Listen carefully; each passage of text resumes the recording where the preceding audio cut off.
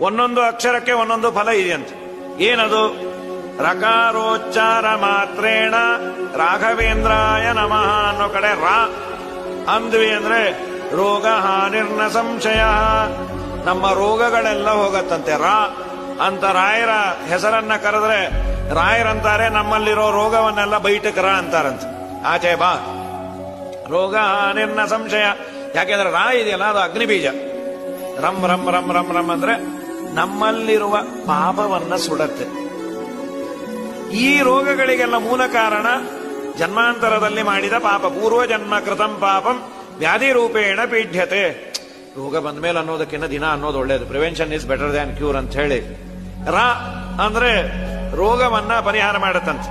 ಇನ್ನ ಎರಡನೇ ಅಕ್ಷರ ಘ ಅಂತೀಯಲ್ಲ, ಘಕಾರೇಣ ಬಲಂ ಪುಷ್ಟಿ ಆಯುಶ್ಚೇಜಶ್ಚ ವರ್ಧತೆ. ಘಕಾರದಿಂದ ಒಳ್ಳೆ ಬಲ, ಪುಷ್ಟಿ, ದೇಹದಲ್ಲಿ ತಾಕತ್ತು, ಆಯುಷ್ಯ ಅಭಿವೃದ್ಧಿ ಆಗತ್ತೆ. ಅಭಿವೃದ್ಧಿ ಆಗೋದು ಬೇಡ, ಏನು ಅಲಾಟ್ ಮಾಡ್ಯಾನೋ ಅಷ್ಟಿದ್ರೆ ಸಾಕು. ಏನೇನೋ ಮಾಡಬಾರದು ಕೆಲಸ ಮಾಡ್ಕೊಂಡು ಆಯುಷ್ಯವನ್ನು ಕಳ್ಕೊಂಡ್ಬಿಡ್ತೀವಿ. ದೊಡ್ಡವರನ್ನು ತಿರಸ್ಕಾರ ಮಾಡಿದ್ರೆ ನಮ್ಮ ಆಯುಷ್ಯ ದಿನ ಕಟಾಫ್ ಆಗ್ತಾ ಹೋಗತ್ತಂತೆ.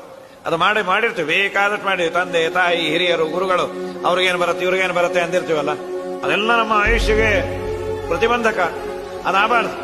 ಅದಾಗಬಾರ್ದು ಅಂದ್ರೆ ಘ ಅನ್ನೋ ಅಂದ್ರು.